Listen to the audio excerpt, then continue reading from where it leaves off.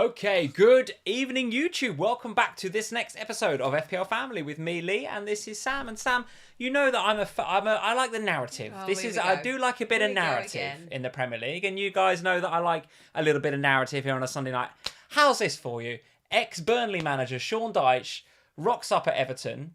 Difficult game at home to the champions-elect Arsenal, probably the best team in the league right now.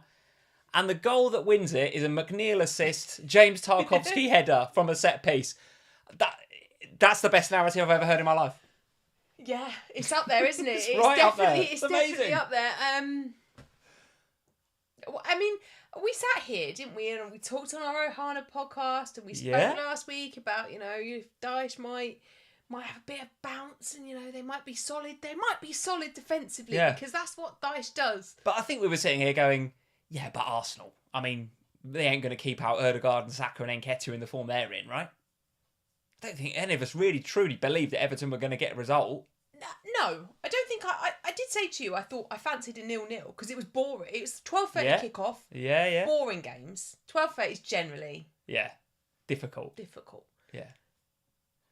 But I wouldn't have put money on it. It was just one of those things like, would it surprise you if Burnley got a 0-0? Never did I think unbelievable narrative. Everton. Never did I think Everton were going to go and win the game. You just call them Burnley. I did call them Burnley, yeah. I mean, it feels a bit like Burnley, doesn't it? But unbelievable narrative. Ridiculous. Dwight McNeil with a really good assist. James Tarkowski with a header from a set piece. And actually, we'll talk about it in a bit more detail later on. Everton, very good. Very, very good. He stopped the fullbacks bombing on. They played with the back four. They worked their socks off. I saw some statistics about how far they run. That's the furthest collectively an Everton 11 has run in the Premier League this season. So that's more effort than they ever put in for Frank Lampard. There's a lot going for them, and they've got an easy fixture up next at Anfield. So, let's talk about that later. Let's not. The training ground stuff has been interesting though, hasn't it? Like the fact he's come in and gone do a beat test. And what I loved, there were some hilarious photos that Everton published of Dyche laughing while the players were literally bent over dying. And he's just standing there looking at them like, come on, get a grip, work harder. And I got so much time for that. There was a bit on, was it his post-match interview after the game, or was it on Match of the Day? Can't remember. Anyway, one of his post-match interviews, they were talking to him about, what have you done this week? What have you done? And he said, made them work, blah, blah. But he also said about being honest. He said he's called them all in and he's had a really honest conversation with them about where they're at. He said there was a few players that said to him, look, I didn't, as a player, I didn't put everything in that I could have for the previous manager for whatever reason. But I'm willing to put it on the line for you, Sean. And they've just had a nice heart to heart. They've had a real coming together moment. And listen, they looked miles better, miles better. Very, very good indeed. Also, more narrative for you, Sam. Harry Kane, 200 Premier League goals, 267 goals for Tottenham Hotspur. Now the out-and-out all-time record leading goal scorer for Spurs ahead of Jimmy Greaves. Legend. There's nothing else you can say about him. He'll have a statue, he'll have everything, right? He's got my heart as well. He's got your heart as well. I've actually got tears in my eyes now listening to you say that. I've gone. I've actually... I knew as I was saying, I thought you were going to get emotional. I've not cried on a live stream since Gareth Bale. God. Oh God, I've gone. For the benefit of the podcast listeners, Sam is actually crying right now at Harry Kane and his 267 goals. I knew it was going to happen today as well. I told you not to sell him, you idiot. And yes, I did absolutely have sold him in FPL. More on that later on in what was a very, very below par game week for me. But I haven't even got a tissue. A very, very good week for you, Sam. And the rise continues. I don't know how you're getting on the old Second Chance League. I don't know there's many people on the live stream that are really taking much interest in the FPL Second Chance League or whatever it's called. But you must be nearly first, to be fair. I am. You must be right up there. I was winning it. You must be right up there because the climb is absolutely real, guys. We'll talk about overall ranks and teams and all that sort of stuff later on. It's mostly Kepa. to be fair. Oh my God, Kepa. Honestly, without Kepa these last 3 weeks, I think I'd be over a mil, because Kepa has been keeping it real, hasn't he, this week? Another 10-pointer for Kepa Aritha Balaga. So good. Getting points, can he? So good. As someone in the chat has quite rightly pointed out, Lee, wasn't it you that famously once said Harry Kane is finished? I think I did say that a few seasons ago. I meant finished for that season. No, you didn't. You said finished as a player. I think I did say that. Here he is, top scoring Spurs record legend. Got a statue, captain in England at major finals, but you know, we don't have any statues. This would be a first outside the new stadium. He definitely deserves one. Oh. Listen, we've got a few super chats. I've got my new shirt on You've today. got your new shirt on. And it was lucky. Hey, listen, nothing lucky about the Spurs performance Wow. today. I mean, Harry Kane. Let's talk. Look, we'll save it, right? Harry Kane rightly will get the headlines, but there's a certain couple of players in your midfield that I wish we had half of them sort of players at Anfield at the minute. Have them. Rodrigo Bentancur and Pierre-Emile Højbjerg, absolutely fantastic today. Very, very good indeed. Nigel the Crab. Hello, Nigel the Crab. Hello, Cybernet. How are you? Evening, Mr. and Mrs. B. Evening, mate. Guess who bet on an Everton win? Did you really? No way. Tarkovsky, an essential buy. Not sure about essential. By the way, I hope I only took a -4 this week, which is shocking. Hope you're both well. Yeah, Cybernet, Nigel the Crab, famously loves a -20. I would like to just confirm Go on. to everybody on the live stream. Go on. That in the Slack today, during the Spurs game, Cy popped in and he said, guys, I'm just letting you all know I've done 155 transfers so far this season. Ridiculous. We are only in game week 23, Cy. How have you possibly done? What is your overall rank? I suspect he's got some catching up to do. Let's see who else is in. Paul Cook, 61 goals to beat Shearer. Yeah, so he's 8 behind Rooney now, Harry Kane. Do that next week against Leicester. Well, quite possibly loves a goal against Leicester, doesn't he, to be fair? Yeah, Leicester. whether he likes 8 or not, I don't know, but he does love a goal against Leicester. That is the team against which he has scored the most of his 200 Premier League goals. Yes. By a long way, I think. Arsenal are up there, by the way. I'm missing the stats, but Leicester, by far, the team that he likes to score the most against in the Premier League. Yes. In the Premier League. Yeah. We've got Paul Cook is in, only 1 point behind you now, Lee. Now, Paul, does that mean you or does that mean Sam? Spoiler alert for a bit of a overall rank update later on in the video, but Sam is absolutely on my coattails, and by the end, once game week 22 is done, she's going to be ahead of me, guys, and that is more to do with how well you are doing, less how I'm not exactly doing bad. I'm doing fine, right? But you are absolutely on one at the minute, no doubt about it. Evening, both. FPL Harry says, "How are we doing, Harry? Nice to see you, mate. Looking forward to seeing you tomorrow. Got some thoughts on Chelsea as well. They didn't play too badly. Spoiler alert. I'm going all in on Chelsea. Well, I've become obsessed with one of their new defenders. Well, he's my new obsession. He was very good, wasn't he? And How do you I'll say win. his name? You know how to say his name. Badashai. Okay, I'll butcher it if I say it, so I'm not going to say that. Just but call him he Ben. looks very, very good indeed. And Reese is back want him. and got the start, and Chile got subbed on as well. So all of a sudden, maybe the I want him. malaise around Chelsea is lifting, and also some of the stats around Enzo Fernandez's performance, not suggesting He that he's was an good. FPL asset yet, although he's very, very cheap in FPL, isn't he? But Modric was good as well looks when I very was on, good. I thought. Looked very good. Yeah, okay. I thought it was okay, Modric. I thought it was okay. If you're a Kai Havertz owner, I'd love to hear in the chat how many points you think you should have got this week. I mean, so unlucky, Kai, not to score. One off the post, a couple of others were it not for very, very Comment tight on calls. Ziyech's facial expressions walking into the stadium. Well, that's a weird one, isn't it? Because he actually had an all right game. Played Ziyech. well. Actually had an all right game. He looked raging that he was there Yeah. and then played really well. What were you doing? There was this video of him walking in and sort of tapping people's hands as they were coming off the coach, arriving at the bridge. And he looked like a face like thunder. Yeah. Looked like he just didn't want to be there. It was the death stare. It probably was a Ziyech death stare. Yeah. But he actually played all right. He He actually played fine. Daniel Banks is here. How are we doing? He says, Rashford's going to get a red card midweek. I don't think so, Daniel. That's I the don't only think way so. Lee can stay ahead of me. Don't think he's that sort of player, personally. He is absolutely on one at the minute. Well, unless he's playing against Jack Grealish. Yeah, possibly. Yeah, didn't he get? He got Romero sent off today, didn't he? Goodness me. Paul's back in with a comment. Me too, Sam. Chelsea might be dark horses, maybe. Yeah, maybe. Yeah, I think maybe. there's Well, some this is what potential happens there. when you We'll chat spend about half it a in a billion quid on players. It's something tends to happen. More than Finn Brentford since the war. Finn McCann, how are we doing? Hey, Another lovely green arrow for Finn. So another nice game week Finn's for in Finn. my camp. Joe Thurgood, who's one of our new patron supporters, by the way. So, Joe, welcome to FPL Family Patron. 64 points with no chip played this week. I don't think that's that bad with no chip That's quite played. good with no chip. Probably all right. But no doubt about it. Get in the comments if you're in the live chat. if you're watching the replay, get in the comments and I want to know how many Rashford captainers are out there. Triple captainers are out there. There's a lot of you. There are a lot of you. And it is going to be a season-defining game week, this one, because when he popped up with that assist for the penalty on 4 or 5 minutes, I just thought, uh-oh. We were sat in St Albans City Stadium, weren't we? And I thought, here we go. And I was on Sofa Score, was pinging on my phone. I was like, Lee, Man United have got a penalty. He was like, who's taking it? I was like, Bruno. He was like, all right then. And I was like, Rashford's got the assist. Yeah. He was like, oh, here we go. And you actually turned to me and you were like, this is the beginning of the end for me.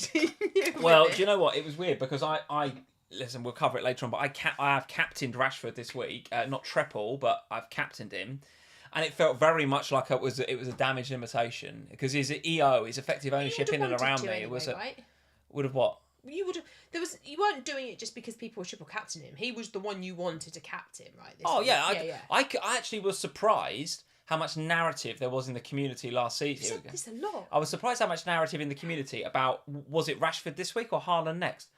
For me, it was never any question. Never a choice. No, for me, I thought it was always Rashford. Didn't I? And on Ohana, I was sitting there trying to sell you Haaland for next week, and you were like, not having it. Rashford this week, definitely. Now listen, could get nothing against Leeds, no doubt. But even so, unlikely. He still would have done better than Haaland captain from a few weeks ago, Triple from a few weeks ago. And if you didn't play the chip, pretty sure you're going to be playing it now on Haaland next week. I can't see that there's another or a better time throughout the season to play it. Well, there might be. You've got. But then he's not exactly firing, is he? City, and nor is City. And you have got teams like that don't have any European football left that still have matches left to be rearranged. Yeah, true. So if you've got teams like Arsenal or Newcastle that have decent fixtures and you get a player in good form, then you could. I don't think it's essential that you play on Haaland next week. And in fact, my advice would be don't. After the way that City played today. Yeah, well, let's dive into the fixtures, Sam. And why don't we start there? There's absolutely loads to discuss this week. But I've got to find my fixtures page. Here it is. And let's dive into it then, because a game that you'll absolutely want to dive into. Spurs 1, City 0 at the Tottenham Hotspur Stadium. All the Harry Kane narrative, etc. We'll talk about that in a bit more detail. But City, I mean, listen, they're going to be on everyone's radar because of the double game week coming up. Mm-hmm. But how many do you want to invest in now?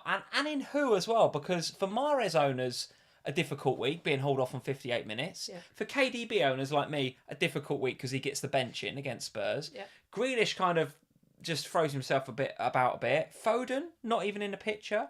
Cancelo now out of the picture. By the way, got 2 assists for Bayern Munich today. See that? Isn't that? But it's returns in both the games he's played in for them, isn't it? Did he get a goal in the first? Because he's a really good player. What are they doing? So I don't know what's going on at City at the minute, but what was the word that Gary Neville used? Scrappy or something like that. He used some word that described City at the end of the Sky commentaries. I can't remember it, but anyway, it was the perfect word. But it was along the lines of scrappy. It was just like they're not right at the minute. Haaland, no shots on goal today. Nobody really creating for him. But the whole thing's not right. Like, at the end of the game, I was listening to Pep talking, and he moaned in his interview that it takes 4.5 hours to get to London, and it's too far. And now they've got to go back to Manchester and prepare for Aston Villa. Stop. Right. He said. I think he said something along the lines of, "It's like going to Northern Europe." What are you talking about, Pep? It's just there's just a load of rhetoric. There you are. And narrative, like there you go, and nonsense going on at the minute. You don't, in my opinion. Sorry, Rahul, scruffy. That was the word that Neville used. Scruffy. Yeah, well, you're absolutely right, Rahul. And I thought they were. But so he's come to London to play what is, and in my opinion, for them, it was always a must-win game. It's huge. Arsenal have just lost. Well, I said to you yesterday, didn't I? When that Arsenal result come through, I said, "Wow, that gives City a shot in the arm against you tomorrow." Yeah. And it just. But they just weren't at it today. They never looked at it. Whenever they came forward, the Spurs defence looked good today. We never looked good defensively, by the way. So that tells you something. The fact that we got to the end of the game and I was like, that's the best game I've ever seen Emerson Royale play. Emerson Royale was proper today, wasn't he? Now, but he was so good. He was. And we shouldn't take anything away from that. But equally, what does that say about Manchester City? Because those players... And Grealish's performance in particular. Correct. Yeah. Now, we only played them, what was it, last week before last? And actually for 65 of those 90 minutes, we were by far the better team in that game as well. They had 15 minutes where they were excellent, but they never got that 15 minutes today. They just never got any cohesion. And I still go back to the fact that we keep changing the team. He changes the system all the time. He's changing the defence is different every single week. And when you are building a team that's going to challenge, you need some consistency there. And do you think he's lost a bit of the dressing room? Do you think it's just starting to turn? And I appreciate I'm in no position to talk about a team turning. So I've said this. I know you don't like me saying it about Klopp, because you love Klopp, and I was exactly the same when people said it about Poch. I never wanted Poch to go because that's where my loyalties still remain to this day. However, there comes a point in every Premier League manager's journey where things change. It happened for Arsene Wenger quite late on with him, because he did amazing things with Arsenal for a long period of time. But there comes a point where you just wonder whether, and I know that you say at Liverpool right now, well, it's because we need to turn over the squad, they're getting older, and that's all true. But at Manchester City, that's not an issue, right? Yes, they've got some older members of the squad, but they've also got some brilliant youngsters in there, and some. They've spent a lot of money. Let's not beat around the bush. Right. Grealish was 100 million. Correct. So you've got a squad there now. Something's gone off with Cancelo. I'm sorry, you don't play him. It's a massive red flag. You don't play him every week till game week 17. Massive red flag. And then not start him, apart from in 2 games, one of which you haul him at half time, and then sell him. I know he's gone on loan so far, but effectively sell him to Bayern Munich. He's not coming back. And he's gone out there and he's returned attacking returns in both the games he started in for them. And I think they've kept clean sheets as well. Now, that for me is massive, because he is such an important player, or he always was. Like, you think back to last season, up until the point where he started getting benched, in the 51 games he could have started for them, he started 50. So what does all this mean for us in FPL, though? So we're all sitting there with Haaland. I don't think any of us are thinking of selling him anytime soon. But if you've got Kevin De Bruyne, for example, sitting there with, 10, 11 million in your team? Well, so as a Mahrez owner, I'm like, okay, fine. Because he's cheaper, he's going into a double game week. I'm not going to sell him ahead of a double game week. Interesting, he got the start again. He's getting the nod, though, isn't he? Yeah, it slightly concerns me that he took him off. Why did he take him off and put KDB on? Because I thought that was an interesting one. Maybe because he thought Grealish was getting more joy down that side. Don't know. Maybe, who knows? But he took Mahrez off. What does that mean for next week and the week after? Were you surprised he brought Mahrez off? Yeah, I was. I wasn't expecting it. I thought it might be either Silva or Alvarez that he took off for Mahrez, but for KDB. So I'm all right with Mahrez. I don't think KDB is. This is a ridiculous thing to say because he's brilliant, but can you really I've only got 2 City players right now because I finally sold Cancelo. Can I really justify buying KDB right now? I don't think you can. But equally, if you've got him in your team, you can't sell him ahead of a double game week. So I don't think there's going to be too many bringing him in. But equally, I've got him and I'm not selling him. Particularly as he's rested him today. And I say rest. There was some talk before the game about it was more of a tactical thing. I think there was a few Man City forums that maybe were predicting that KDB was not going to start against Spurs because of the way that Pep wanted to set up against you today. It didn't work, did it, quite frankly? And I do expect KDB to come back into the team. So from that perspective, I'm not too concerned about his game time. But it'd be interesting to see what I do with him after the double game week, I must say. The thing is, though, this double game week is... So you've got 2 very diverse games here, right? You've got Aston Villa and you've got Arsenal. 2 massively different teams to play against. If you're Pep, what do you do with those? Because you've got to win both games. Do you keep all your best players and try to keep them fit for the Arsenal game, which is second? Yeah. And therefore put out a slightly less normal for Pep team against Aston Villa, or do you go for it and play the likes of KDB and Mahrez and all of those against Villa? I don't know how he's going to do it. And as somebody that's only got 2 Man City players, I look at it and go, well, I should have 3 because it's a double game week and it's Manchester City. But I've got Haaland and I've got Mahrez, and I look at the rest of that team. I don't fancy a defender at all. I think that, Arsenal are going to score. Yes, they could get a clean sheet against Villa, but I don't think they will. Yeah. If you were a Kevin De Bruyne owner this week and you took him out for Bruno this week, would you... Because a lot were thinking, well, I'll hokey cokey and bring De Bruyne back in because I'll have the money. Would you do that? No. I mean, Max did that. We discussed this. You did KDB to Fernandes. He did KDB to Fernandes, and I said to him, you might want to think about swapping it back the week after. And he went, oh, yeah, all right then.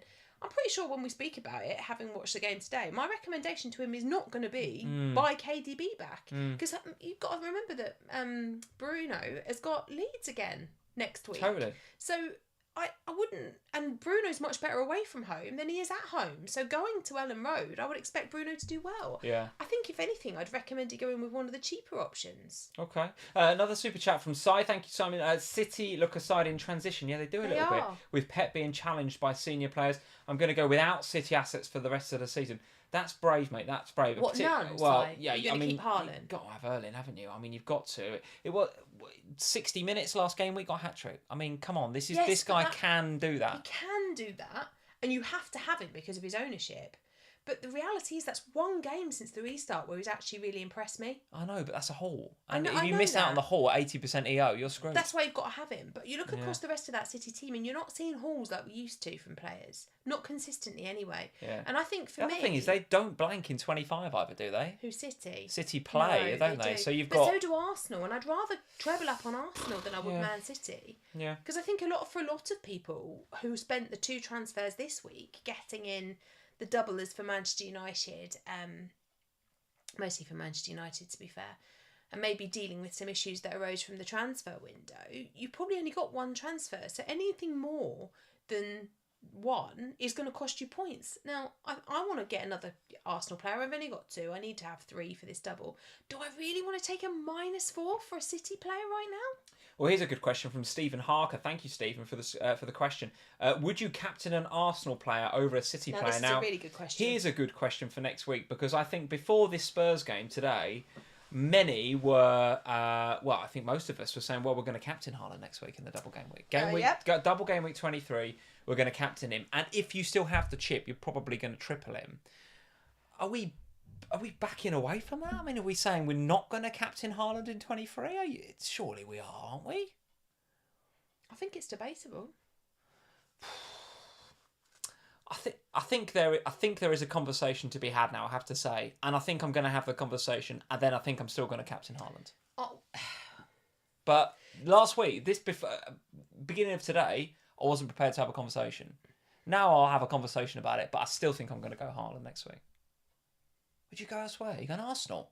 I think I might. I reckon. Well, blimey. So look, I think... So I didn't want to captain... I was adamant I wasn't triple captaining Haaland next week. But even before today, I was absolutely adamant that it wasn't even a conversation. It was Rashford Villa this just week. shipped 4 goals to Leicester at home. Well, they have, yes, but... and I'm not saying... I'm honestly not saying that I don't think Haaland can get something. Of course he can. He can hat-trick in 60 minutes in that game. Absolutely, he could. He could. If he plays 60 minutes in that game. Are we sure he's going to? Who's your legit option from Saka. Arsenal then? Saka. So of all of the Arsenal assets, the only one that would tempt you away from Haaland is Saka potentially.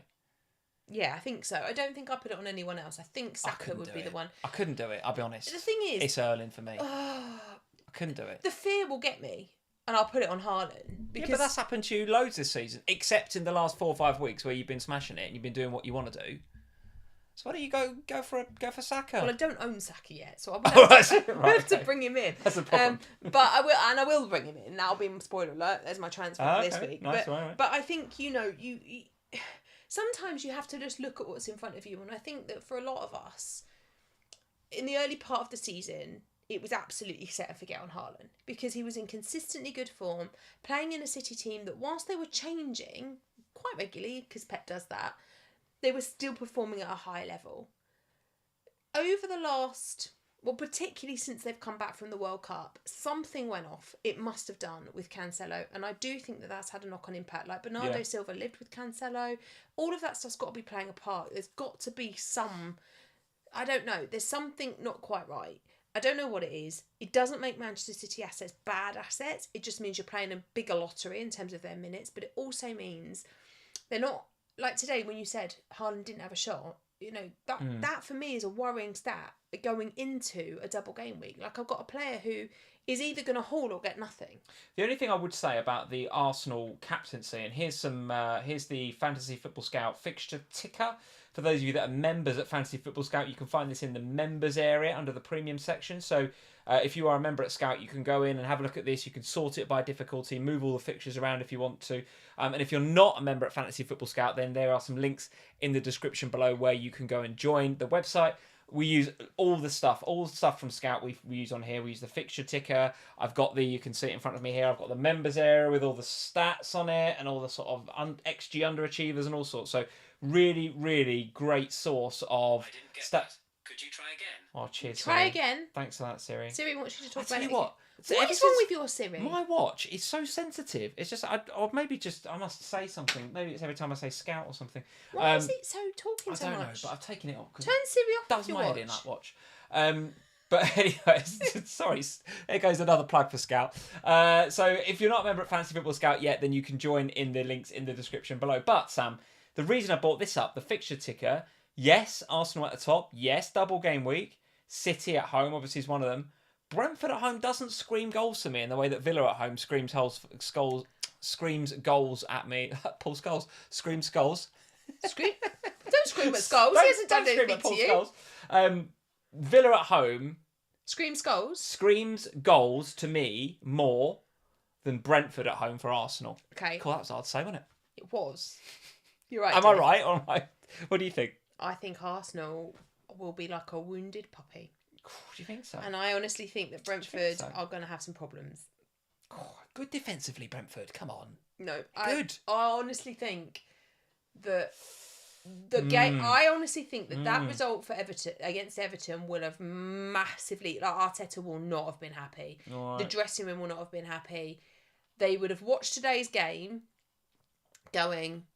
Oh, we don't want Spurs to win, but I hope they could do us a favour. Well, look, listen. I want to get to that game, but we can't let the Spurs chat go. We've got to do it. We've done it a little bit already. Let's have a little bit more from you then. So Spurs fixtures coming up. Leicester away. Harry Kane's favourite team to score against Leicester. Mm-hmm. West Ham at home in 24. Chelsea in 25. Wolves, Forest. Come on, if you've got Kane, you are absolutely sticking. What are you going to do now? Well, having sold him, yeah, I do have a route back. Which is like, and it involves selling Darwin Núñez, so I've got no problem with that whatsoever. Let me tell you, I'm very happy. You must have to sell someone else. It would mean some downgrades somewhere else on some other players that have got good fixtures or double game weeks this week. So I'm not prepared to do it this week. So I'm going to have to ride out that Leicester game. Okay. But 24 home to West Ham, probably bring it back, and 3 home games there in the next 4. And it's West Ham, Chelsea, Wolves and Forest. And just going to wait on Molineux in 26. You've got to have Harry, haven't you? You've got to have Harry for those, I think. I mean, I had a lot of conversations with a lot of people this week who were going, I'm going to bench Kane. And I was going, why? Yeah. Can't bench Kane. I know. And then you told me on Ohana you were going to sell him. And I honestly could not fathom it. And I was thinking, what am I missing? Are my Spurs goggles so Spursy now that I can't see something that's right in front of my eyes? But what I will say though is I sold him to enable Bruno, right? So if Bruno goes mad against Leeds, it's justified, right? And I set up Nketiah for next week. Yeah. So all right, I've missed out on Kane's 8 points, but it's to be decided whether that was a good or a bad move right now. Well, it's surely unless KDB does something magic during the double game week, which he could. So you can't say whether Leicester. but you can't say it's a good or a bad move right now. But at the moment, it ain't looking good because he got the 8 points. Now, tell me how he gets 2 bonus points in that game. I got no idea. Winning goal. It's just a joke. It's just a joke. I think they said at half time that the goal was the first time he touched it with his feet. Yeah. I mean, he's not even involved in the game. But he gets the what? Because stop drinking. You're like that Kermit the Frog meme. You know, that meme where he drinks the tea. You're like, I'm just sitting there trying to talk about Kane. And you're just like, shut up, he's a legend. And he is. I can't 200 goals. I mean, my God, he is a legend. I just cry again. I think he's... I don't know. But look... But what was interesting about the Spurs performance today was when you look at the other players that are winning games for you, it's not those that are usually in the FPL points. It's Bentancur, it's Højbjerg, it's that Eric Dyer played well again today. It's your man who's rubbish usually at the back, Royale. They were all brilliant today. Yeah. But they don't feed the underlying BPS in the way that Harry does, and the way that Son does, and the way it used to do, and the way that maybe Kulusevski used to do. So, you know, the Højbjergs and the Bentancurs, they don't get the bonus points. So Harry's free to, you know, 1 goal and he gets bonus points because the rest of your team are not up there challenging him for the bonus points. Yeah, but they're legends. But I think you know, so the Spurs on the fixture ticker, right? They've got nice fixtures, and if you rolled that ticker on, they continue to be really nice. They're nice fixtures for quite a long time now for Spurs, and for me, we had a dip. There isn't absolutely no doubt that we had a big dip in our form. But it came at the time when Bentancur was injured. And I sat here and I said to you, when he got injured, this is massive. This is a massive issue because it completely affects the way that Spurs are able to function. And him and Højbjerg in the middle are so vital. Bentancur's a player, by the way. He's an absolute baller. Really good. But the two of them together are so important because Bentancur... Mostly it's Højbjerg that will go forward. So Bentancur sits and he protects Højbjerg and allows him the ability to do that. And Højbjerg creates chances and opportunities for players like Kane. He moves the space around really, really nicely. Do you know Bentancur reminds me of, without the aggression, Javier Mascherano, but a taller version. Yeah. But just the way he reads the game. Like Mascherano, when he used to play for us, and to a degree when he played for West Ham, we played for Argentina, he used to read the game so well. He just knew where the ball was going to go. He was like it's like chess. He's 2 steps ahead. And that's how I look at Bentancur. Bentancur he's just a very intelligent footballer. He's not massively quick. He's not really powerful. He's not overly aggressive. But he's an intelligent footballer. And it allows the others, like you say, Højbjerg, to be a bit more box to box. Højbjerg, you see him, like he joins in with the attack now. Yeah. You're like, they got the assist today. Yeah. And it's like, where's he come from? And it's like, because Bentancur's there. But Højbjerg, like, you know, I'm not saying that Højbjerg's the world's best FPL asset, but he's actually not a terrible FPL asset at the minute because he's so cheap. Højbjerg, yeah. He's not a terrible asset. He is getting involved in the attacking options and he could be a decent option. I think, look, Spurs, Harry Kane is an absolute hero. The man is an absolute legend. Between now and the end of the season, would I put it past him to get another 10 goals? No, absolutely not. Would I put it past him to get a couple against Leicester next week? No, absolutely not. Very consistent, isn't he? He is super consistent. Look, if it wasn't for Haaland, we'd all be waxing lyrical about Kane and the way he scored goals this season. It's only that Haaland has thrown the numbers into another stratosphere. Yeah.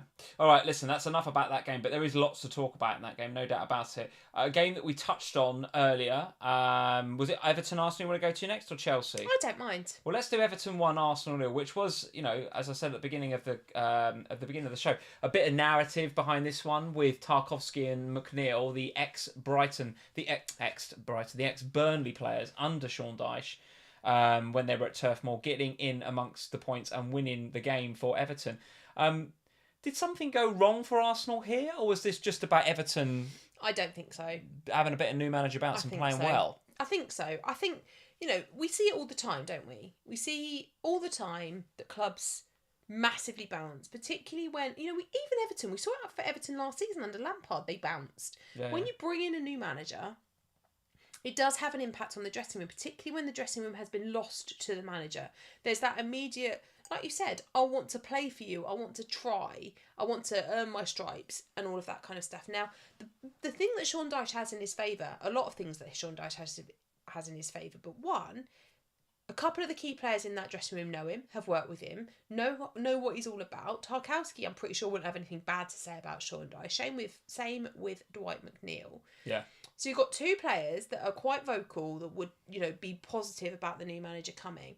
Plus, for the rest of the dressing room, looking at Dyche coming in the position that they were in the league, would surely look at him and go, this is a man that if anyone's going to, could save us. Like, I'm not sure they would look at Bielsa or Hasselhoff and go, they could save us. Maybe. They're more for the future managers. Yeah. But that's not what Everton need right now. Everton need a manager that can come in and keep them in the Premier League, because that is key to everything they've got planned with the new stadium and everything else. Now, I think this is just, Dyche has come in, he's changed the way that they work, he's had honest conversations with players, he's worked them hard in training, and he's gone out there and he's gone, we have nothing to lose because no one's expecting us to win this game. You go out there and you stop at these attacking wing backs and you focus in on your defence. Yeah. And he just nullified the Arsenal attack. Now, I don't think that means anything to us as FPL managers about Arsenal. This isn't about Arsenal. Well, really. that was going to be my next question: are you now concerned about Arsenal or not? No. I mean, I happen to think that they will bounce straight back.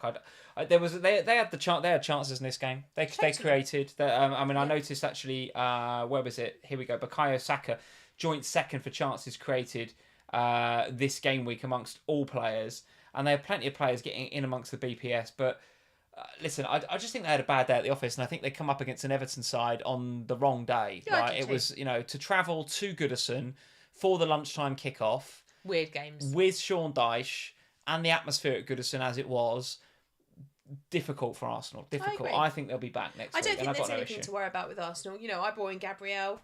I'm not bothered about him. I mean, I was annoyed he didn't keep a clean sheet, but I'm not worried about him moving forward. I still think he's a good asset. At the end of the first half, when it was still 0-0, he was on for He was on for all 3 bonus points at that point. So you brought in Gabriel this week. You've got Martinelli in midfield. So the title of this show, or what I've put in the thumbnail, is the top 3 Arsenal assets for the double game week next week.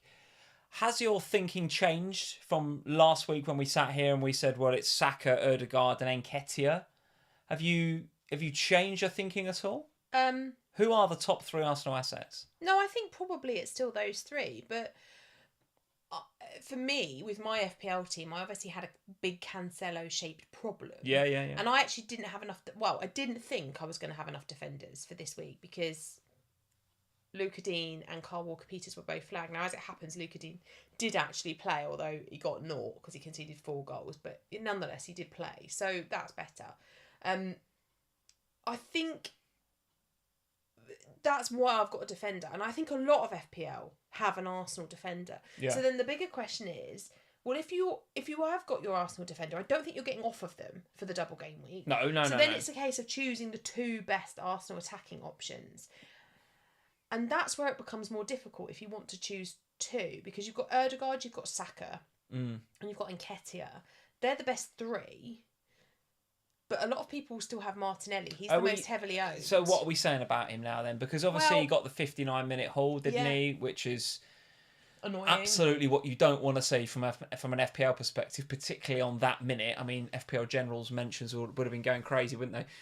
But entirely predictable. As soon as the Trossard transfer happened a few weeks ago, I agree. All us Martinelli owners sat here and went, uh-oh. Yeah. We're going to see a few 59-minute subs. And here we are a couple of weeks later and we've seen it. Now, what happens in the double game week? I fancy Trossard for a start in one of those games. I do. I don't know which, but I fancy him. He'll possibly start against Brentford. Possibly. Because I think he trusts Martinelli in the system to play against Arsenal. Whereas Trossard, it's the same system. But he's different, isn't he? So against Arsenal in a must-win game, I think you go with your trusted. That's why Pep did it, didn't he? In the Manchester Derby, he played Cancelo. The one thing I will say about Trossard's cameo when he came on at Goodison Park, because I watched him quite closely, because I just thought, if this guy plays well for this half an hour, whatever, then we're in big trouble, Martinelli owners.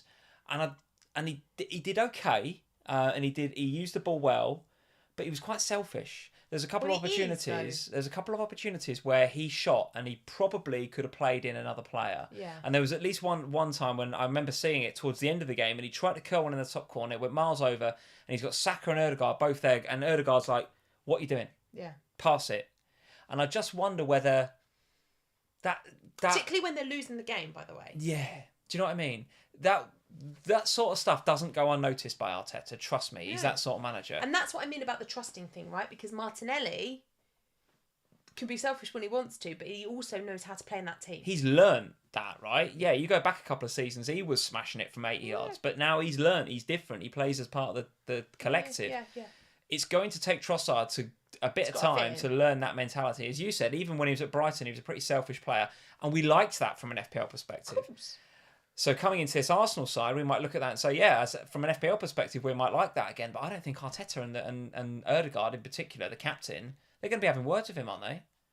I suspect... He keeps shooting on sight. That's not Arsenal's mentality. That's not the way they've got to where they are in the league so far this season. No, and so it's interesting. It goes back to what I said before, doesn't it? About how both Arsenal and Man City manage these two games, because Pep's going to rotate, because he does in this first game, and then he's going to have to put out his biggest, strongest team against Arsenal.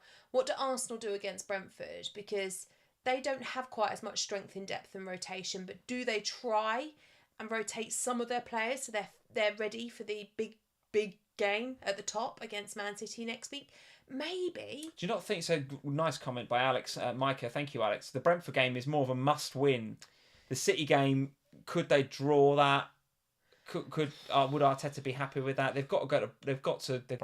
Brentford at home. Yeah, but got to win that. But so if could you see a situation where Ben White is replaced by Tomiyasu, where Nketiah, where Martinelli is replaced by Trossard? Because if it's all going horribly wrong, you just replace Trossard with Martinelli during the course of the game, and he's had a bit of a I don't know, and this is where it's really hard with this, because the Man City game comes second.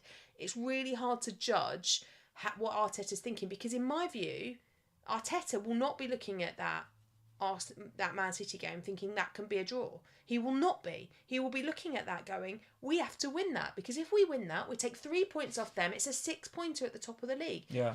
I don't believe that Arteta is thinking that we have to beat Brentford and we can afford a draw against Man City. Final question on Arsenal then from Liam Healy. Thank you, Liam, for the question.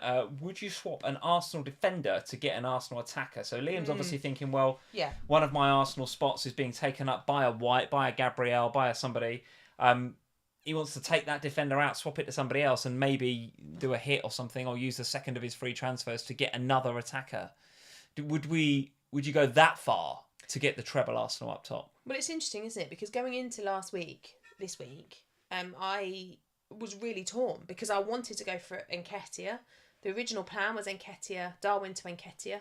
And then the Cancelo thing meant I had to change my strategy, and I just didn't fancy a City defender at all. Okay. So I thought, well, I'll go with an Arsenal one. And I still think, like, the likes of Gabriel, if you've got Gabriel, if you've got Saliba, I think you hold them. I think they're okay. Even Ben White's okay, I think. Yeah, but Saliba and Gabriel in particular have got the attacking threat. So there's always an attacking potential from those two. I think if you've got Ben White, I wouldn't take a hit to get him out. If it's a free transfer, that's maybe a different question. Like, if you haven't got Saka, but you've got Ødegaard and Nketiah and Ben White. I think that's the question that Liam's kind of asking there is, do we fancy Arsenal to go crazy? I mean, do we fancy them to go crazy against Brentford and Man City at home? I don't think I fancy them to go crazy. I could see Arsenal playing them to go mental in either of those games. I think they win both. Do you reckon? Yeah. I think Arsenal will win both those games. Not sure, I think they get 4 points. I think they beat Brentford, and I think they draw at City. But what's interesting is actually after that, right? That's one of the reasons they're sitting top of the ticker. Is it's Villa, Leicester, Bournemouth, and Fulham after that. So I mean, there's goals in all of those, isn't there? But equally, you'd say potentially clean sheets in those as well.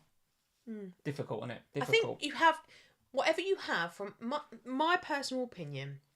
What you have from City and Arsenal, you hold. Yeah. Unless it's John Stones. Oh yeah, what are you going to do about John Stones? I don't know, I haven't figured that out yet. Unless it's John Stones, what you have, you hold. And then you work out how you want to, if you want to, add to the mix, how you do that. But you don't change what you got, I think. All right, Sam, we are on 47 minutes and we've covered 2 games. Chelsea. So we've got to go pretty quickly. Chelsea 0, Fulham 0. One of the things I would like to point out here on the Fantasy Football Scout members area is that Enzo Fernandez was top for tackling, not just for Chelsea assets, but across the whole game week with 9 tackles in midfield. So not only can he pick a pass and has got an eye for a pass, and he was pretty creative, but he's picking up the Kante role as well. Very, very good indeed. Let me see if I can find him amongst midfielders. There he is. Where is he? No, he's not in there. Where did he pop up on here? Let's see. There he is, 22. Enzo, 22 on the bonus point system. So I just wondered, because he was so high for that sort of stuff, often that equates to good scores in the bonus points. But it didn't not in this game, it doesn't. I think if you looked at the Sky game, I think it probably does. I mean, I don't know. We don't play Sky Fantasy, but anybody that does, let us know whether Enzo is on the Sky radar. I'd imagine he is. I don't know. Don't play the game. But for sure, a classy signing by Chelsea, very classy, and we're going to see more of him, I think, as we go through the season. I like what they've done. Look, I don't like what they've done, but I do like that. I do like what it means for us in FPL. Yeah. Because I do think that they have, with Enzo Fernandez, with my friend Badashai, they have... Who are you going to get in FPL then? Because the Chelsea fixtures don't look too bad, as you suggest. It's West Ham up next. Okay, single game week, obviously. Mm-hmm. Southampton at home. Spurs away, difficult game. Leeds, Leicester. So outside of 25, which is a game week where you're going to need as many of your playing assets as possible, because there's a lot of blanks that week. Yeah.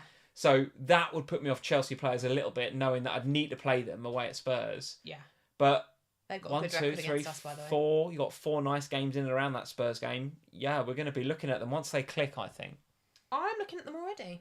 Yeah. Because I think they're the sort of team that the fixtures are nice, the players are good and good value, and they offer you a differential now because they're so lowly owned, these Chelsea players. So, what about the fullbacks then? Give me your feelings on Reece James. I know your feelings on Reece James, but give me your honest thoughts on Reece James and Chilwell, because they're back. They are back. I worry a little bit about, and we saw it with James on Friday night, that slightly early sub, because that's only because he's just coming back. Because he's coming back, but so I do worry that might be for a while with James and Chilwell, simply because their injuries have been long term, right? They've been out for a while. He's not going to want to risk them going back again, which we've had with Reece James in the past, and Chilwell for that matter. Both of them have done that, re-injured themselves quite quickly. Yeah. So I wouldn't be surprised to see them play 60 minutes over the next few weeks, but that's okay if they're keeping a clean sheet. I think you're crazy to be looking at Badashai over them two. Why? Badashai's got a ceiling of 6, isn't he? Pretty much. I know he's got a bit of threat from set pieces. He's got 2 bonus points in the last 2 game weeks. Because he's good for pass completion. He works well alongside Kepa, who's always getting pass completions with him, because that's where they are together. Chelsea aren't offering a huge amount of attacking threat either, so they look like they're going to keep a clean sheet but not score that many goals. And if that's what happens in FPL, then the likes of Badashai and the likes of Kepa are the way you want to go, because they will be the ones that pick up the bonus points. Yeah, I did notice actually again on the Scout members area. So second for where did I find it? It's around here somewhere. Here we go. Second for passes completed across the game week. First, Lewis Dunk, which again we saw Lewis Dunk in there last week. So that tells you a lot about how much Brighton are controlling that ball at the back and how much he's moving forward to dictate play. More on Brighton in a second. But second, yes, Badashai from Chelsea. 100 and what that looks like, 110, 111 passes completed by the Chelsea centre-half. Third, interestingly, is Thiago Silva with only a few passes left. So the other thing is that will get the bonus points he's ticking had 2 over, won't it? really good shots in the last couple of game weeks. Should have scored last week. Should have scored again this week. Had a good shot from outside the box.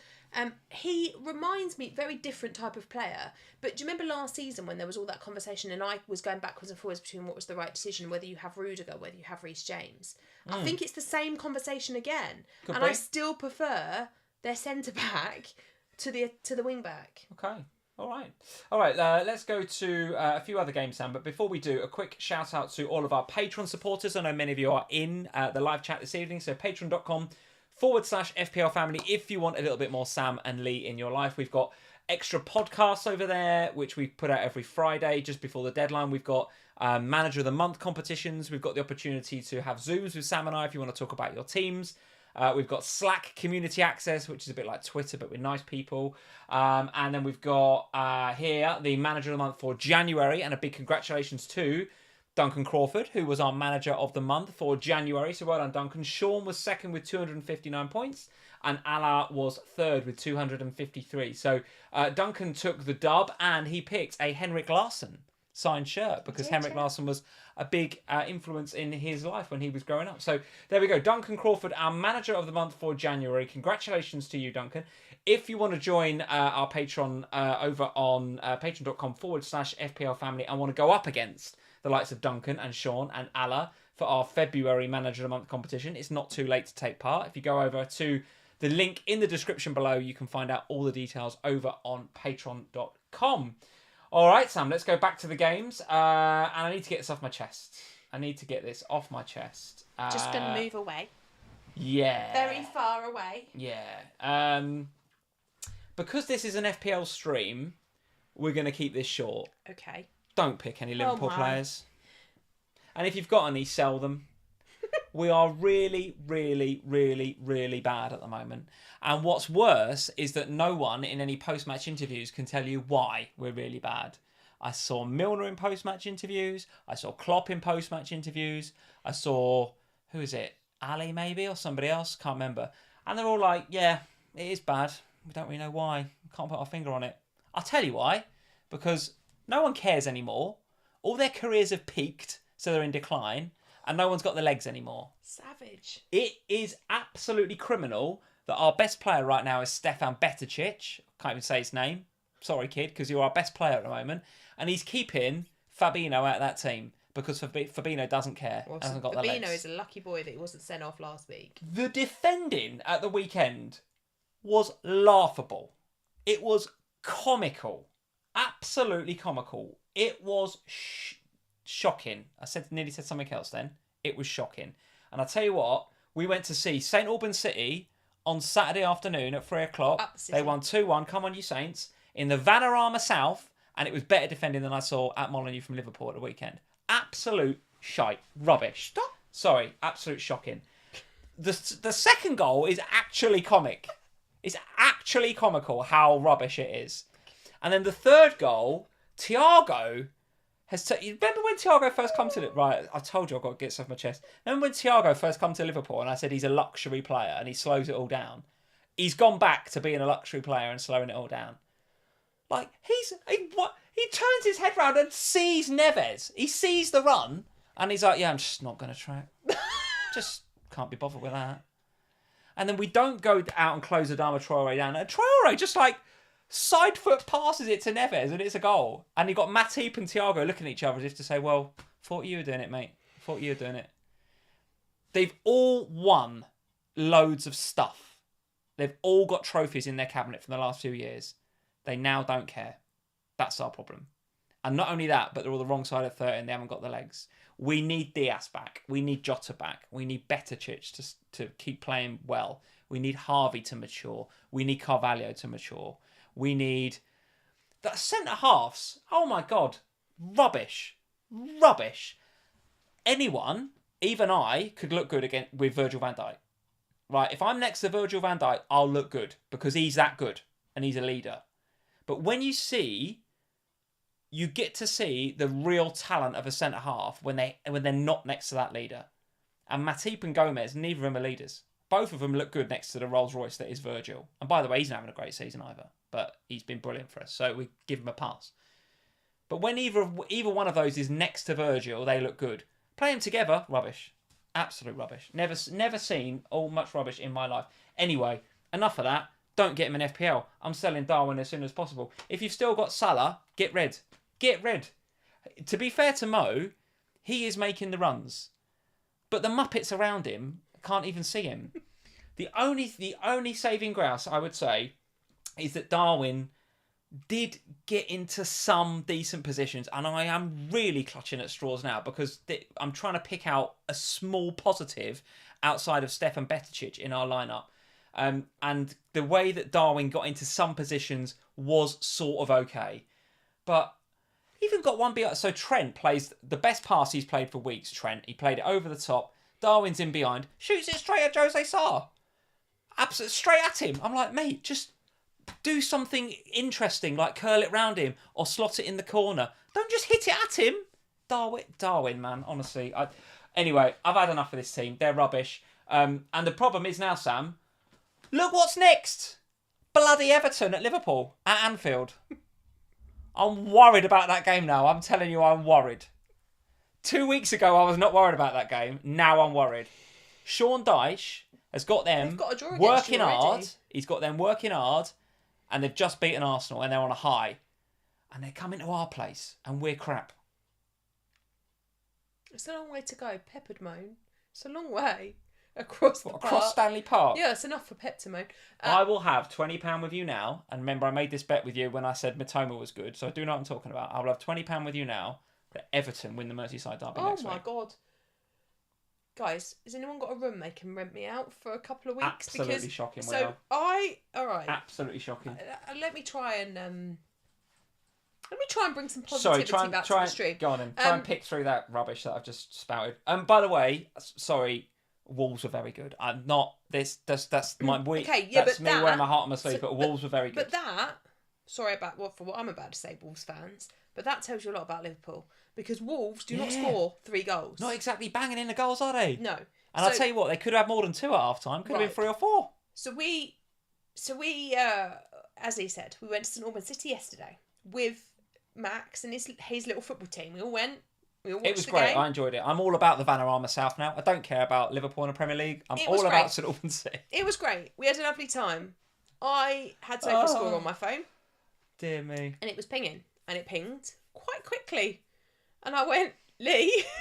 And he went, don't tell me. And I just wasn't interested. I knew what was happening. And there's like a few of you, aren't there? And then this morning, obviously during the course of the game, I was like, sorry, Dar, it's got worse. It's got worse. Rubbish. And then this morning, there's three dads in the Liverpool camp down there, and they just all stood around and they were like, let's not even bother talking about it. And I think that's the thing, isn't it? But that's the problem. Okay. Even we as fans are looking at it going, well, that's this season right enough. Watch us. Sorry, I know you can talk in a minute. Watch us put in a performance against Real Madrid. Watch us step up for that. But why? Because there's some belief that we could actually. I don't think we're going to win, but we could.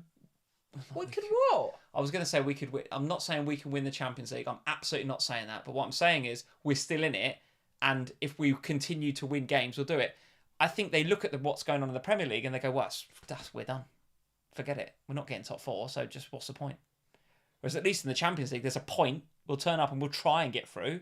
I'm not saying we will. I'm just saying we'll try. Okay. I think we'll play all right against Real Madrid, but I think we'll lose against Everton. I think you need a new manager. God, and I've said this. No, we don't. Because the thing is, right, so you've just sat here before for weeks and weeks and weeks when we've talked about Everton and to a certain extent about Leeds as well. Yeah. And blamed the managers. The players aren't playing for them, this, that and the other. Now, you've sat there and ranted about the Liverpool players. And you've said, they've got no passion and they've got no pride. It's still not his fault. But how can it not be? It's still not his fault. But it has to be. It's still and not it was his the same when Poch left Spurs. I was absolutely beyond heartbroken. What did Poch win at Spurs? It's not about the past. At some point, Lee, you have to look at this and go, yes, the players are old. Some of them. Yes, they're probably past their peak. So if it's right, we're going to stop this because I'm going to get annoyed. But we need 2 or 3 central midfielders. So if FSG got their money out and spent 100 million on Enzo Fernandez like Chelsea have, that would fix our problems. It would. It would.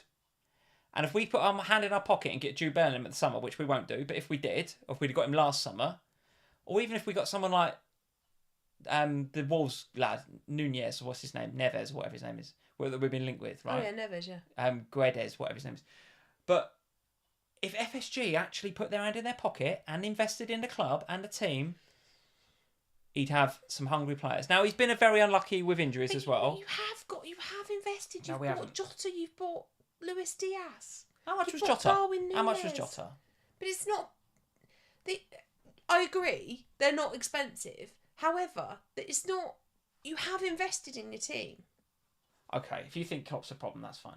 Right. I don't think Klopp's a problem. I just think that at some point, things have to change. And the reality is you can't change the whole team now. From an FPL perspective, as a Darwin owner... Yeah. Oh, God, Darwin Núñez. I only kept him this week because I had to. Because I didn't want to take a -4. And it was the right thing not to take... It was the right thing. Because if I'd have -4'd him to Nketiah and then Nketiah had lost as well, that would have been a disaster. That would have been a disaster. So I was glad in a way that I didn't, because at least he picked me up a point or whatever. Let's talk about a player who is absolutely bang on form that I did say I was going to get in a couple of weeks ago and never did. Wish I did. Karu Mitoma. Absolutely sensational performance from him again. Picked up the 3 bonus points because he was the winning goal in the Brighton versus Bournemouth game. Still a no-go for you though, Brighton, because of the blank game week in 25? He's really difficult, isn't he? Because great form in every competition as well, by the way, not just in the Premier League. Regularly doing this, popping up at the end, scoring the winner, get the 3 points. Unbelievable, wasn't it? For those of you that did get Mitoma a couple of weeks ago, fair play. Fair play. Because there's so many FPL managers, me included, looking at that possible blank and possible this and possible that, and then not doing it because I want to get onto double game week. And anyone that got Mitoma was just like, well, screw that. He's bang on form and they got great fixtures. No brainer. Bang, get him in. Great shout. I think the thing for me now is that we've got game week 23, and was always my problem with Mitoma. I always wanted him, but my issue was, well, I want Bruno Fernandes for the double. Oh, and now, I want Saka or Nketiah for the double. So I'm always looking at it going, well, I have to prioritise the double game weeker. Yes, I could take a hit, but if I take a hit for Mitoma, who would I take out of my midfield? Well, I can't take Mahrez out because it's got a double game week coming up. So I could do Pereira, but then I can't play everyone. So I've got a problem in itself. The fixtures for Brighton between now and 25 still make pretty good reading, by the way. It's Palace and Fulham. Then it's the blank, which is the big problem, right? And then it's West Ham and Leeds. And then likely another blank, though. Possibly a blank in 28 as well, which is the problem. And they look like they will blank in 28. It's quite likely. So if they blank again in 28, then you've got 4 fixtures in 6 game weeks. And that's where it becomes hard, because at the time where he's got 4 fixtures in 6 game weeks, Arsenal have got 7 fixtures in 6 game weeks. Yeah. Manchester City have got 7 fixtures in 6 game weeks. Now, and this is where as an FPL manager you have to kind of weigh things up, because as with everything, the form is key over the fixtures for me this season. Totally. Normally, you want a combination of the two, but actually at the moment it's really about the form for everybody, because there's some weird results going on across the board at the moment. So you want to pick the form players, and that is absolutely Mitoma, but you just have to be. A lot of the chat are saying Brighton could double in 26, though. I've missed that. Could they double in 26? Well, they potentially could be if they decide to rearrange fixtures, but none of that is set in stone and none of that is certain, and it's all hearsay at the moment. So depends on where they put fixtures as to whether that happens or not. Now, but be like those that bought him in a couple of weeks ago. Never mind the ifs, buts, and maybes. He's in form. Class player. Yes, absolutely. But those players that bought him in a couple of weeks ago, and if you bring him in this week, you just have to be aware, don't you? And it's one of those planning things that goes, well, okay, so we know that Newcastle and Manchester United and Brighton and Brentford blank in 25. Brentford, I think you can easily sell. If you've got Tony, you move to Nketiah this week and it's an easy move, and then you just, you've solved one issue. Most people have sold Almiron already now, so you've probably just got Trippier. Maybe you've doubled up on the Newcastle defence. Well, that's an easy enough out if you want to get out of that. So that's fine. Your big issue for 25 is going to be, you're going to want to keep Trips. You're going to want to keep Mitoma. That leaves you one space on the bench for a Manchester United asset. That's going to have to be Rashford. If you've trebled up for 24, you have to sell. Sorry, for 22, you have to sell Bruno and probably Luke Shaw, whoever else it is you've got. Before Do you want to sell, though? Because they've got Liverpool and Southampton after. Before you get to 25, or you have to accept you don't have 11 players for 25.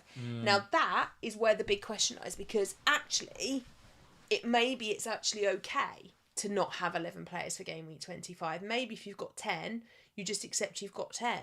Yeah. And you move. Could Everton actually, and I appreciate we've moved on from Everton now, but could they actually fill a bit of a hole for us? Now, listen, they've got the Merseyside Derby in 23, which is a red fixture according to the fixture ticker here, but let me tell you right now, it's not. Leeds in 24 at home. Villa at home in 25. I mean, is it beyond the realms of possibility that you start looking at a, dare I say it, a Tarkowski or an Everton defender to just plug a hole for you and do a job for you in 25? I mean, that's part of the reason Luca Dean is still in my team, because he does feel a problem in 25. He's got Everton away, right? Yeah. So I was kind of like, and actually it looks a less nice fixture now than it did 2 weeks ago. Yeah, however, I was just like, well, I just need people to be playing, right? So I need my bench to be active, ready for that game week. And people are going to have injuries that they have to deal with and all of that kind of stuff. Like, you've got John Stones, you're going to have to deal with that before we get there. Yeah. So there's going to be a lot of things that need dealing with. And I think there's no reason you shouldn't buy Mitoma as long as you are aware of how you are going to manage the blanks when they come. Sure. Okay. That's all I'd say. Well, he looks absolute class to me. I don't know how Brighton keep doing it, but they keep churning out these players. They've got some unbelievable talent in that squad. And just a well-run, brilliant football club they are at the moment. Brighton. I really like what De Zerbi's doing down there. Absolutely brilliant football club. What else to discuss? Anything else you want to talk about? Can we talk about United? Let's do United quickly. United 2, Crystal Palace 1. Obviously got the Leeds game still to come in midweek as the second game in the Man United double game week.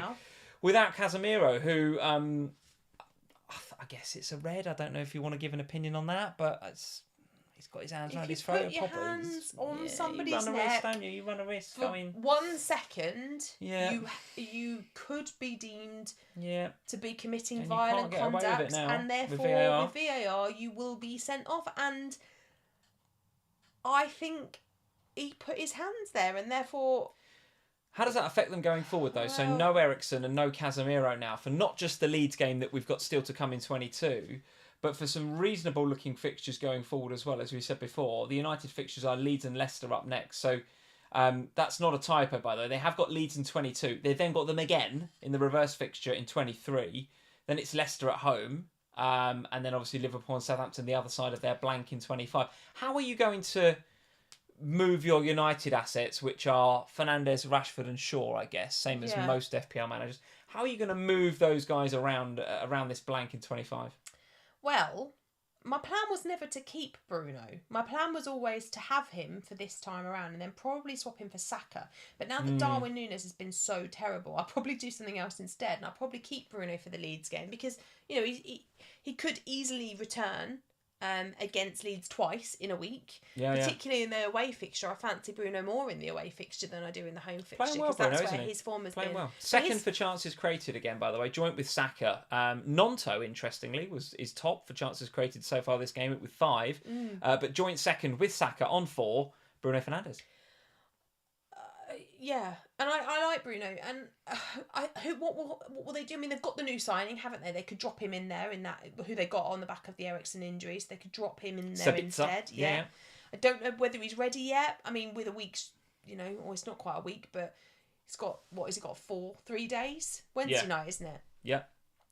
So maybe they drop him in there. They've got Fred, they've got McTominay, they've got people. Look, it's not, due respect to Leeds, they've not got Man City, they've not got, Arsenal, they've got Leeds. So they should be able to attack that Leeds team with those guys that they still have left and available. And they've got people like Sancho back, Martial. So they've got plenty of options, I think. I wouldn't be too worried. Is Martial back? I don't know if he's back. Well, he was back and played for a bit, didn't he? In the, which, was it League Cup? Yeah, the League Cup. He came back in for a bit.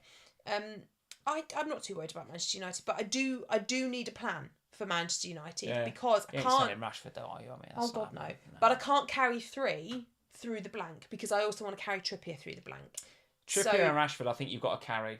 Yeah, I think you've got to carry. I think for me the question mark will be on Bruno and Shaw because one of them probably is not getting carried through the double. Now Bruno, if he continues to play as he has been in recent weeks since the World Cup restart, he's been really, really good. Luke Shaw started brilliantly, didn't he? The first 3 back after the World Cup. Then he did nothing for 3 weeks. Then he did get the assist this time around. And then, of course, they didn't keep the clean sheet after Casemiro got sent off. Yeah, were it not for the red, I think they'd probably keep a clean sheet. Well, I think they were going to finish the game 2-0 had it not been for the red card. Yeah. So I think then he would have got an absolute haul because he'd have got bonus points because he'd have got the clean sheet as well. It would have been a big haul for Luke Shaw and we'd have all felt differently. But if in these next 2 game weeks against Leeds, he doesn't get clean sheets, then I might think about, well, maybe it's him that I sacrifice because I do also have to think about who's going to play in 25 in terms of team structure and getting out a decent defence. Okay. All right, let's have a look at our teams, Sam, as they stand so far in game week 22. Here is my team. 61, so a little bit below par. So overall rank change of minus 3.6. Overall rank of 154k, so still fine, you know what I mean? It's the guys that I was hoping to be differentials for me this week, just not doing it. My template pick's doing all right, but Darwin, Nketiah, De Bruyne, just not doing the business at all. In fact, it was Bruno Fernandes that actually made the difference, outside of Kepa, by the way. I mean, Kepa got the game week off to a flying start with the 10, didn't he? And to be honest, without him in the last few weeks, I don't think I'd be where I am. Another 10 pointers, sensational. And actually, I think I looked at the live BPS on about the 85th, 86th minute. So I was tempting fate by doing so. He's miles ahead of the next best person to get sort of 2 bonus points. Kepa was absolutely flying. So for sure, he's definitely star of the show. I would like to think that if Bruno does get anything against Leeds and Rashford doesn't go too crazy, There, because I think EO for Rashford in and around my rank is about just over 200. So whenever he was getting those points, those 24 points that he got me, 36 obviously if you did triple captain it was having everything he did get a little dent in my rank. So the captaincy for Rashford this week was very much a damage limitation thing, because I did think he was the obvious choice to play a triple captainship. So if Fernandes does anything against Leeds at home, it should change that small red into a small green, I'm hoping. And it might just flip it over. Quick word on Kinder Bueno there on your bench, because he didn't play against Liverpool. Is that... No, probably resting him against the weaker sides. Okay. I mean, there's no words to reply to that. Is that a concern ahead of 25? Because he'd be one of your players that you'd be thinking, right, I need you for 25, and you've been great. Yeah, I mean, possibly. Hopefully it's just, he'd be back for next week. But I guess we just have to wait and see whether he plays in game week 23 or not. Yeah, a lot of it's going to depend on the John Stones injury and how much I want to hold him. Like, I'm probably going to be holding Stones going into next week. I know I shouldn't, but probably want to do other stuff. Because you're not that bothered about having 3 City in there, he's not blocking you? I look at it and I go, well, Haaland, De Bruyne, yeah. I mean, do I want any City defence for that double game week? No, I'm not sure that I do. I've got my 3 Arsenal, but I'm happy with White and Nketiah. If anything, I'd like to move Martinelli to Ødegaard or Saka. So that'll be my transfer if I'm going to make it, I think. And I've got a bit of money in the bank to do that. So maybe I just keep John Stones for a bit. And maybe he's fit again by the time 25 rolls around. And then it sorts that issue out for me. Yeah. Did he say a month, Pep? Yeah, 3 to 4 weeks, which was a week ago. So he's got a couple of weeks left. So might actually be back. I don't know. Either way, it does feel a bit weird having John Stones in there for a double game week when he ain't going to play because he's got his hamstring issue. But either way, I'm looking at my team. It looks okay for game week 23, except I haven't got that Saka or Ødegaard in midfield. I would like to have that. I would like to have a bit of coverage there. And, of course, with Nketiah and White sitting there, it would have to be Martinelli sideways to a Saka or Ødegaard, although it's feeling less sideways now. It's feeling a bit more sideways and up. Of the two, I actually don't have the money to get to Saka. I only have the money to get to Ødegaard with 1 free transfer. Right. If I wanted Martinelli to Saka, I would then have to take some money out of Stones. So what I have considered is going Stones to Rico Lewis, and then that would give me the money to do Martinelli to Saka if I wanted to do that. But that would be for -4. Right. So that's what I'm thinking. So I'm doing loads of jiggery pokery with my Arsenal and Man City assets ahead of game week 23 because, as usual, I'm focusing on the double game weekers, and maybe that's the wrong thing to do. Maybe I should just be going, well, screw it, get Mitoma in, or just got to punt out Darwin as soon as possible because we're rubbish. But I don't think I'm going to do that. I think I'm going to go either Martinelli to Ødegaard for a 3, or do Stones to Rico Lewis and Martinelli to Saka for a 4. That's what I'm thinking. But either way, this game week, a bit par, to be honest with you. A small red, hoping it changes to a small green once Fernandes scores or does the business against Leeds. Your team, on the other hand, Sam, is absolutely flying right now. And for those that didn't catch it, the difference is 1 point now between us. So by the time game week 22 is said and done, and Rashford has played, because you've tripled him and I've only captained him, you will be above me, Sam from FPL Family. You'll be above me, which is I think probably one of the first times this season. The first. And I don't feel aggrieved at it because I feel like I've been doing all right. I mean, I wouldn't say I've been flying, but I've been doing all right. But you've been absolutely smashing it over the last 2 weeks. I don't know where you've come from. It's like unreal. I'm sitting there thinking, this is all right. I'm doing okay. Small green here, small red there. Got a couple of decent greens since the restart, and then I look over my shoulder. Bloody Sam's there. 160k. What's going on? You were at about 1.6 million a few weeks ago. Talk us through. I mean, Rashford Trip has definitely done the business for you. Kepa, like me for the last 3 weeks, has been an absolute hero, isn't he? Because his EO in and around my rank is about 33% or something like that, which I guess is similar for you. Yeah. You had the Mahrez haul from the other week, so just been really, really good. Really, really good. Yeah. Sadly, still not as good as our son, who is absolutely smashing me. Max is in the top 10k, isn't he? Max is in the top 10k. Isn't he like 8k? It's the top 10. It's in the top 10k. He's got 87 points this week, and he's still got triple captain Rashford, Luke Shaw. He's got 87? And he's, You got Mitoma and Kane? Yeah. Of course he has.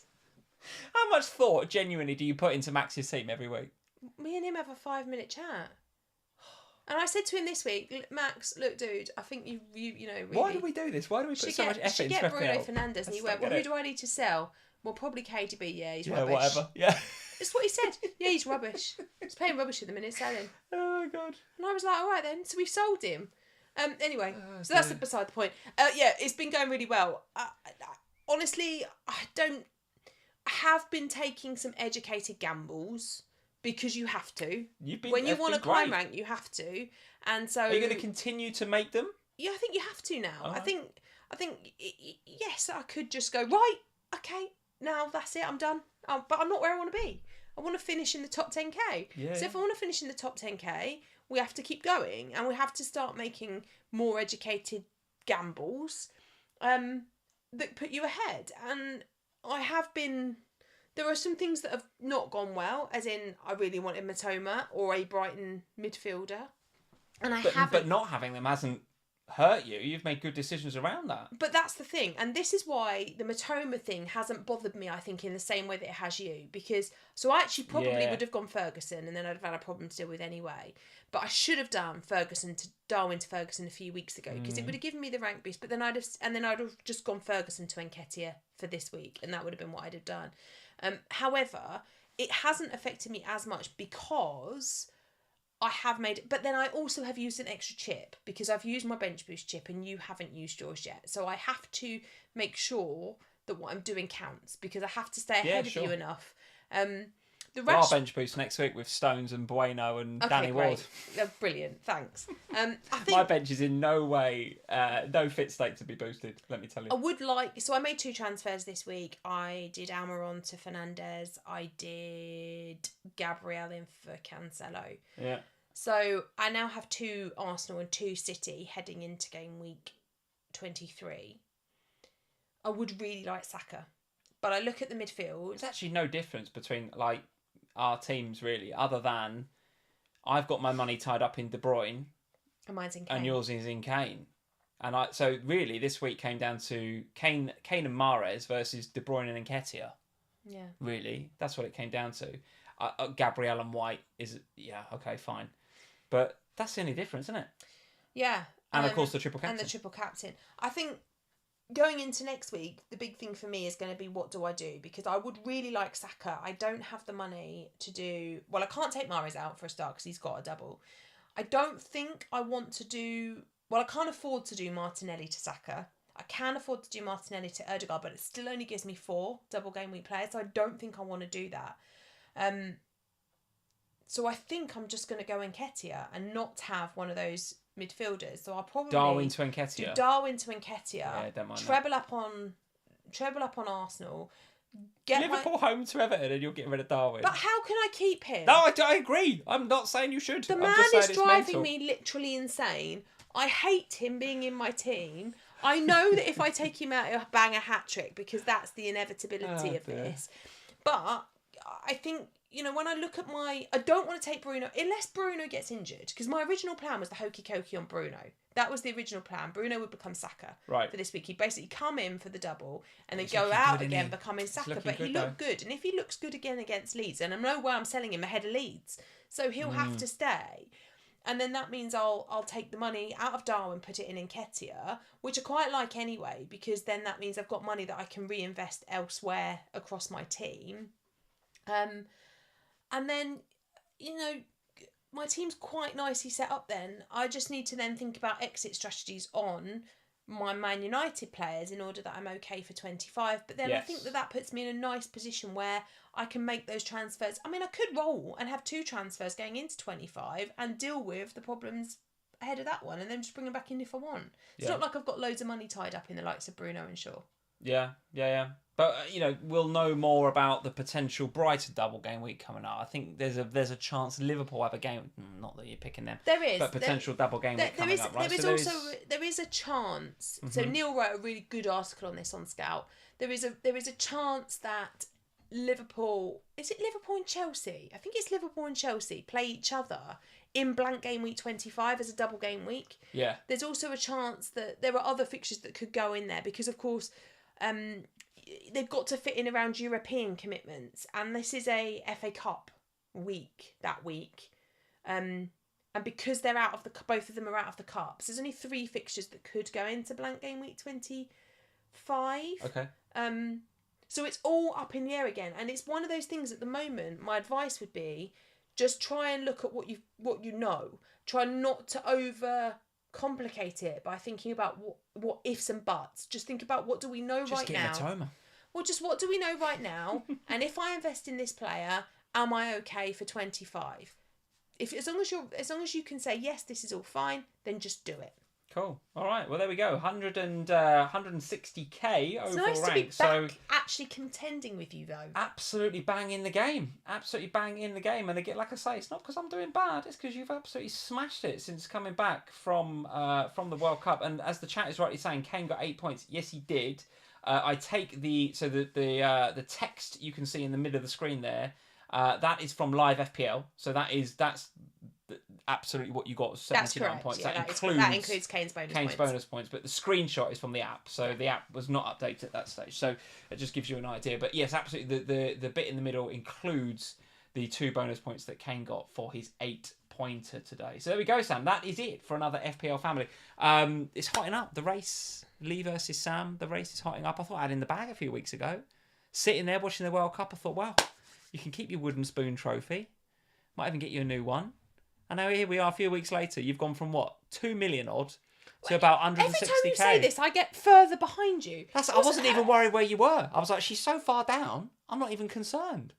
Now you're 1 point behind me. You're going to be above me once Rashford scores against Leeds. Well, maybe Liverpool will do this as well. They'll come from behind. No chance. Unexpected charge. Absolutely no chance. I'm really worried about the Everton game, I can tell you. Really worried about the Everton You probably game. won't. Will you go to football, not watch? Will I do what? Well, it's normally your football night on a Monday. Is it on a Monday night? Yeah. Oh, great. I'll be playing 5-a-side. I ain't watching that rubbish. I'll be going out. That will be a good reprieve, and I can just get to the end of it. I can play 5-a-side, not worry about the score, and just see us losing at the end of it. That'd be fine.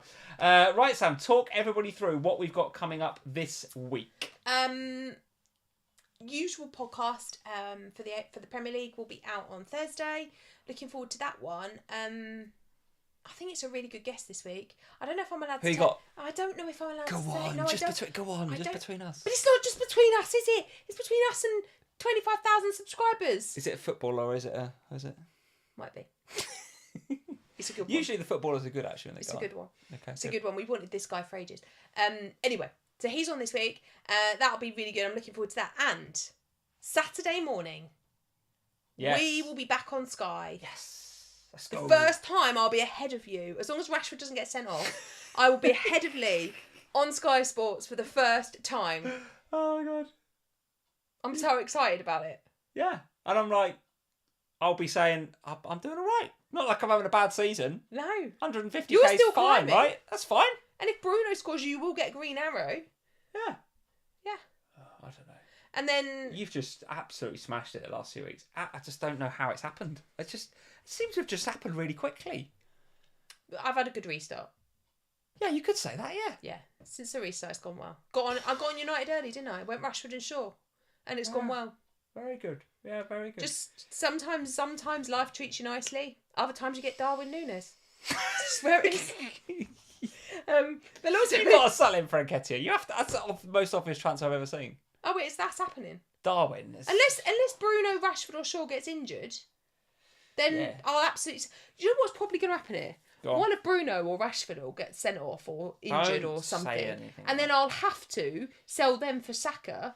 And then I'll have to keep Darwin again. Last question, Sam, before we go. Early thoughts on captaincy for next week? Well, because I don't think I will have Saka, I'll captain Haaland. Yeah. If I had Saka, I would really want to captain him over Haaland. If you've not yet seen the, if you can call them highlights, of Aston Villa versus Leicester yesterday, and Aston Villa's defending, I would encourage you to go and watch that on Match of the Day, and then captain Haaland for next week. I mean, we were bad, but Villa were quite bad and all. Okay, but I'm just going to say, I think we sit here, not next week, but in 2 weeks' time, when that game week's over, and we say... Should have gone with 2 blanks Saka. for Haaland. Should have gone with Nketiah. Should have gone with Mitoma, because let's face it, he's the answer. Mitoma's Mitoma, he's the answer to everything. He's just the answer. Right, there'll be an Ohana this week as well, guys, for our patrons. There will be an Ohana on Friday morning as usual, and we'll put out some voice notes. In fact, when we get off this stream, I'm going to do a voice note on Harry Kane and his 200 goals.